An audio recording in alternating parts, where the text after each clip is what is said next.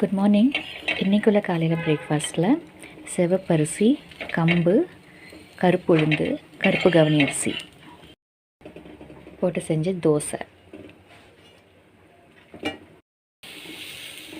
இதில் நிறைய நார் சத்து இருக்குது.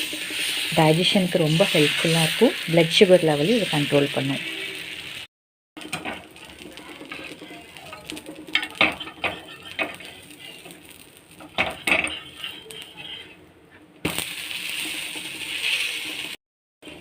இது ஒரு 2 தோசை சாப்பிட்டாலே வயிறு நல்லா ஃபில்லிங்காக இருக்கும். ரொம்ப நேரம் பசி எடுக்காது.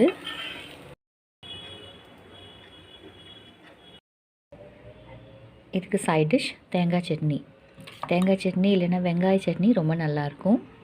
நான் ஏற்கனவே சொன்ன மாதிரி நான் போடுற வீடியோஸ் எல்லாமே ப்ளட் சுகர் லெவலை கண்ட்ரோல் பண்ணுற மாதிரி இருக்கிற ஃபுட் ஐட்டம்ஸ் தான் போடுறேன்.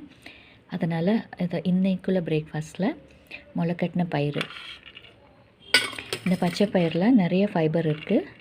இது இம்யூனிட்டி கூட பூஸ்ட் பண்ணும். ப்ளட் சுகர் லெவலை கண்ட்ரோல் பண்ணும். வெயிட் லாஸ் கூட இது ஹெல்ப்ஃபுல்லாக இருக்குது.